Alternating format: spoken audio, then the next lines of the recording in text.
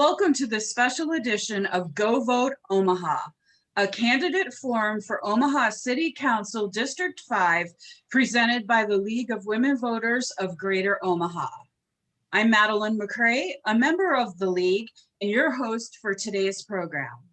The League of Women Voters is a nonpartisan organization and does not endorse political candidates or parties. Our purpose is to empower voters and defend democracy. Go Vote Omaha primarily focuses on policy issues, and as a result of our discussions, we hope you will feel ready to make an informed decision during election time. The format is as follows. Each candidate will get a 1 minute opening statement, followed by questions prepared by the League of Women Voters.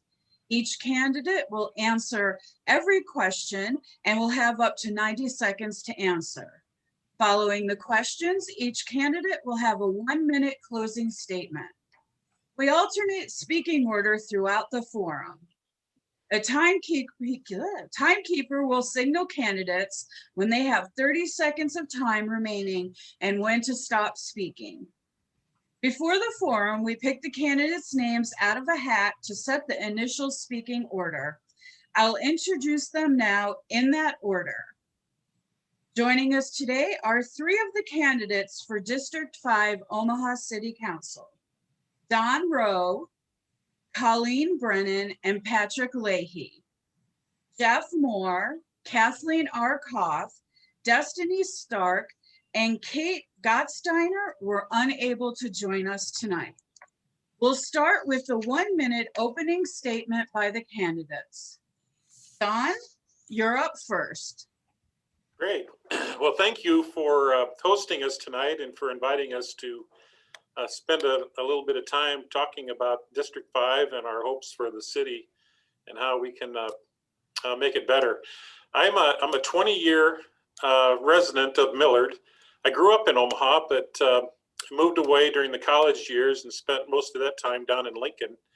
And then about 20 years ago, a little over 20 years ago, Marcy and I moved back to Millard due to my work here at Millard Lumber. So I've been with Millard Lumber for about 25 years and have enjoyed a long career here, but that career is kind of winding down.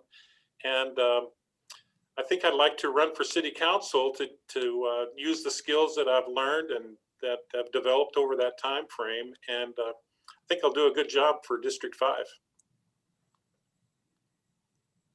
Thank you.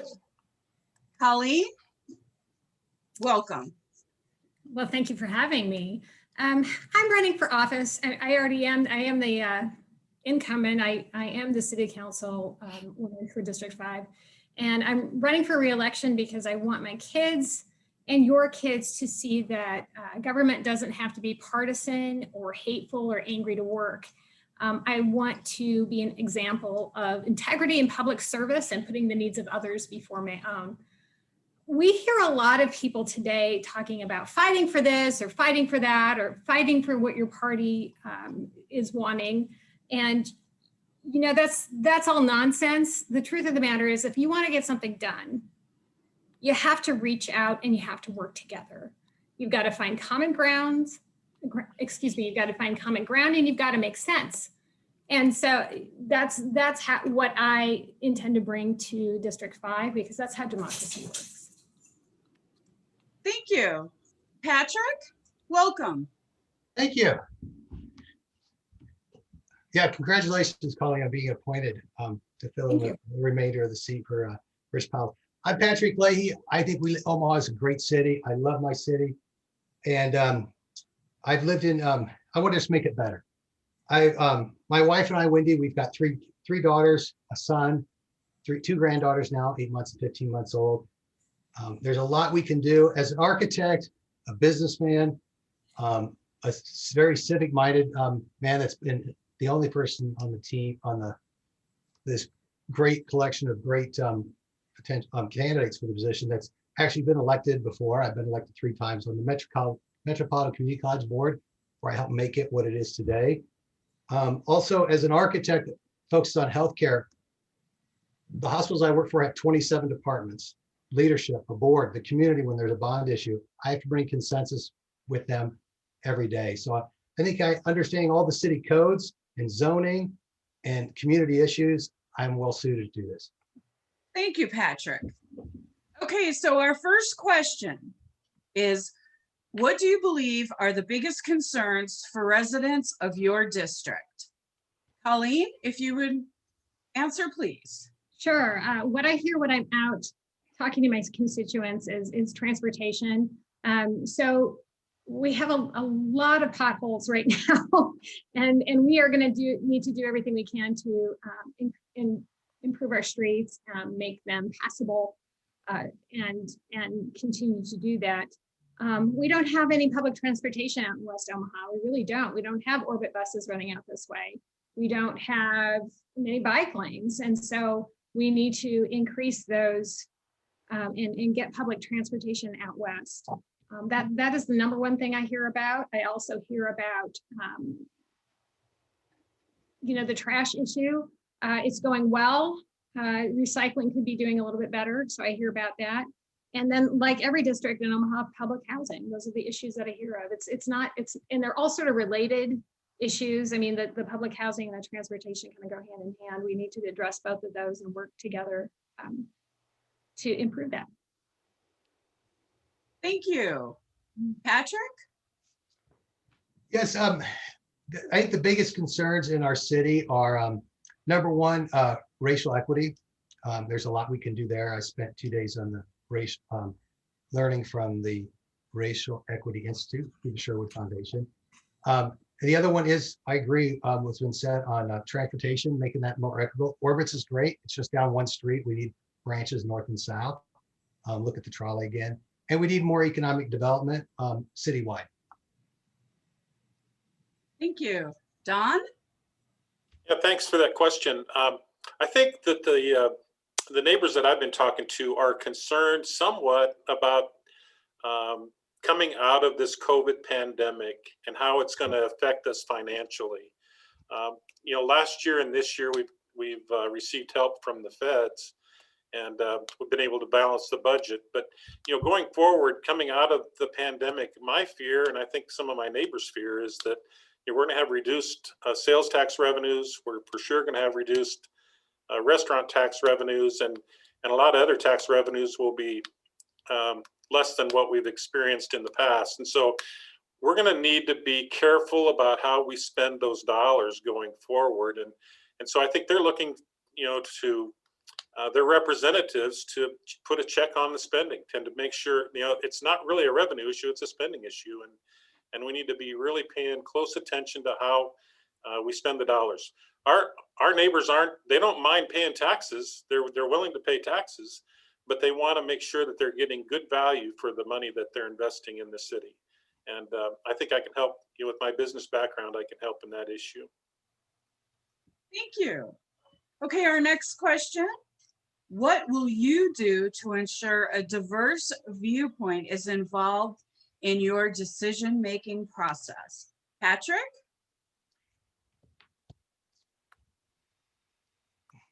I would support more listening sessions. Organizations such as the Empowerment Network in North Omaha, made up of the area's churches, where we can really find out what people need. There's books written on when helping hurts. And it's often done when people think they have the answers, and they go in with the answers before find out what the real true community need is. And we found with all the protesters and the violence last year that there needs to be more listening done in the city and bringing people together and really hearing what their concerns are. Thank you. Sorry, Don?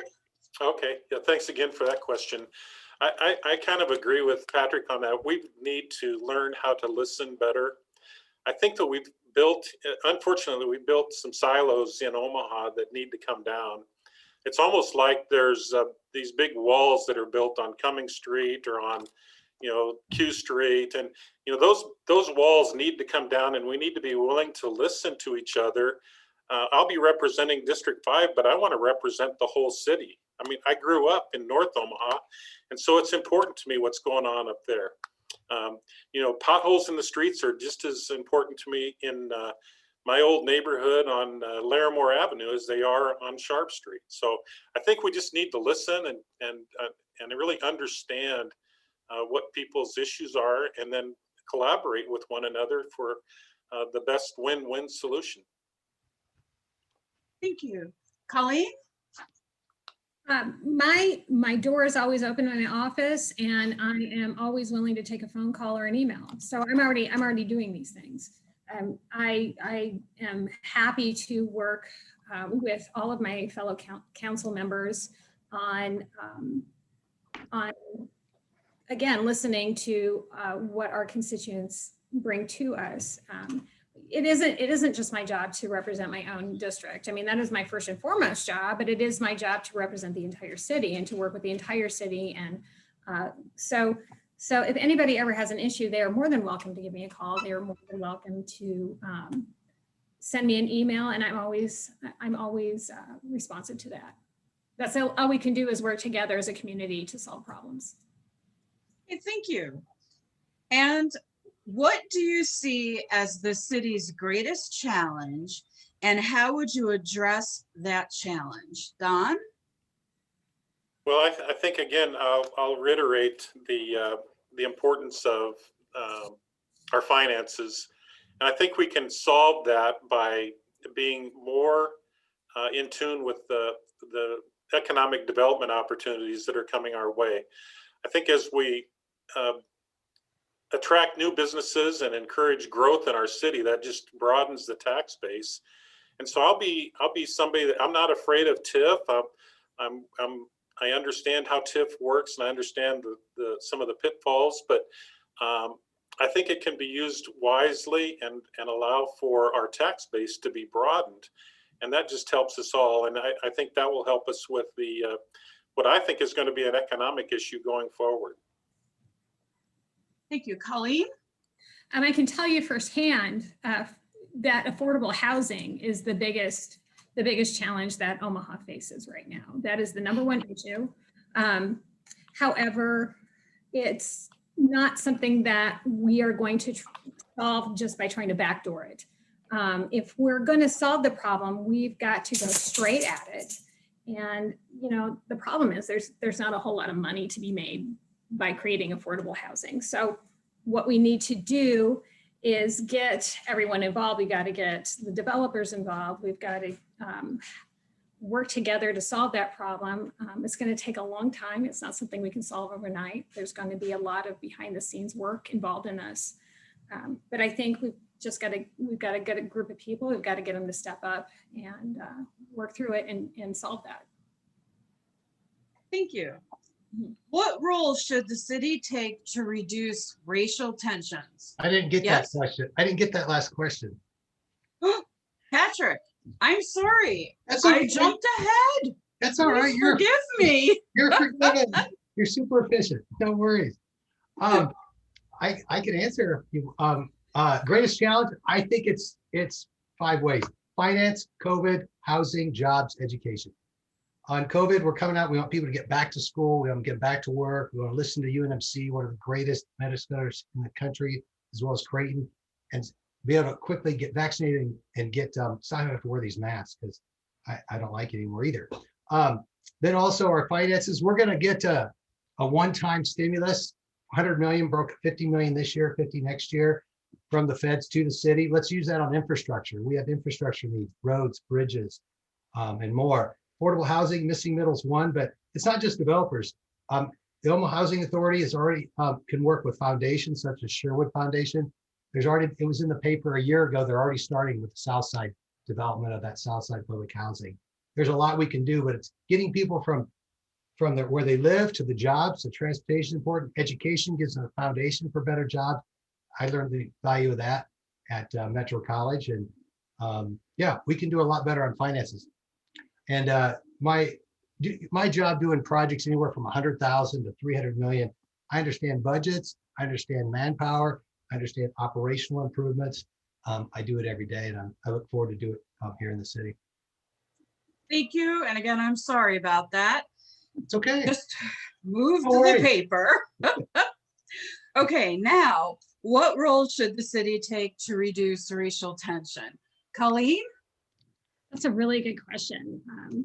What we need to do is really listen to our neighbors. I mean, we've got to talk about these problems. The only thing we can do is work together, listen to each other, open up our hearts, open up our minds, and solve and keep the communication flowing. I mean, that's the bottom line with all of this. If all we do is talk at each other, we're never going to solve anything. We've got to listen to each other, calm down, and work together to improve the lives of everyone. Thank you. Patrick? Can you repeat the question? What role should the city take to reduce racial tensions? I think that the city can do more. I don't think it's appointing necessarily. Maybe it would help to have a racial czar, but that would be in the mayor's office. I think the biggest thing is that racial equity training. It was 2 days, went through the whole history of racial equity and institutionalized racism. If we could have that available to more people citywide at their place of work, at their place of business, to elected officials. I know that other people are offered this, they don't always take up on it. It was so helpful. And then let's bring people together. Let's have more openness, but not just across races, across economic diversity too, from people that make a lot of money to not so much. The people at the table, typically in decisions in the city, are the well-to-do, the power brokers. We need to improve. We need to get more diversity in that, from racial lines, economic lines, different parts of the city, at all levels. I think we'll get a lot better results. And also, we need to look at what other cities have done. They get some of the same problems. They've tried things. Let's do the research and look at the data. What's worked? Let's use those. The ones that didn't work, let's not make the same mistakes. It's really pretty easy. We just got to do our homework and be prepared. Thank you. Mhm. And Don? I think we should tap into the experience and the expertise of our faith and community leaders. I think we can get our churches involved in helping with the dialogue and the communication. And I don't think I think many times we just overlook that resource that is out there. And as Colleen said, I mean, we need to listen, we need to pay attention and come to an understanding of what people are experiencing and what they're dealing with. It's different in all parts of the city, and we just need to be willing to listen before we take action. Thank you. Okay, and our last question of the evening. How would you work to involve more of the community in the process of governing the city? Patrick? Can you repeat that? I'm sorry. Absolutely. How would you work to involve more of the community in the process of governing the city? Great question. First of all, I'm elected first. I'm elected by the 5th district, and I'm going to take care of them for sure, baseline. But I'm also going to take care of, at the same level, the entire city, because that's what we're elected to do. Our decisions affect everybody. I'm going to make sure everybody's brought up together. We need to raise all boats.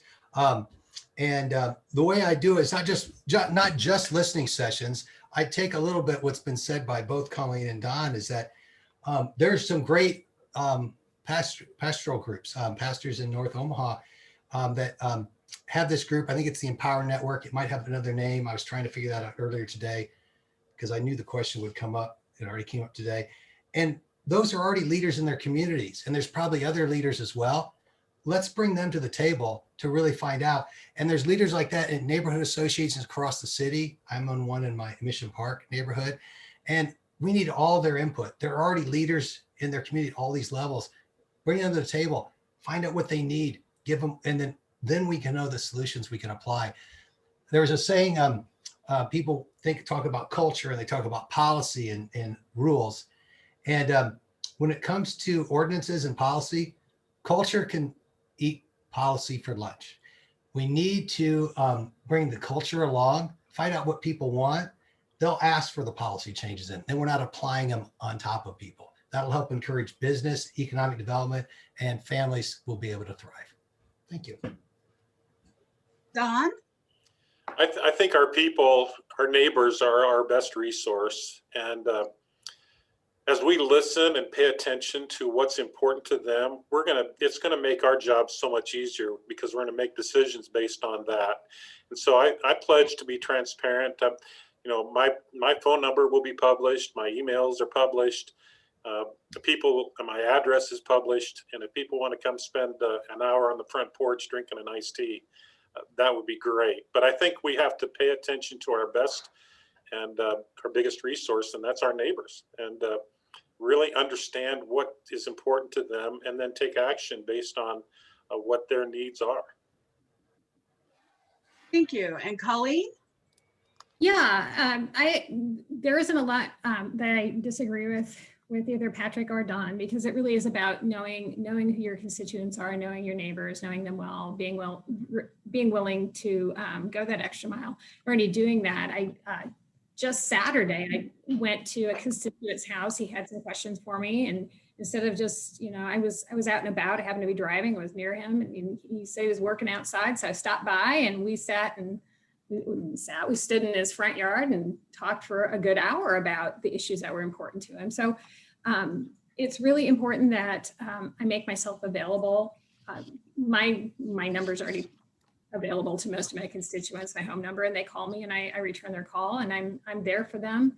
But it is about not just being willing to listen to my own group, my own constituents, but being available for anybody who has questions or needs assistance in any way. Maybe I know somebody who's a resource in another district who I can assist them with. But it really is just about getting to know your neighbors, knowing them well, listening and responding accordingly. Thank you.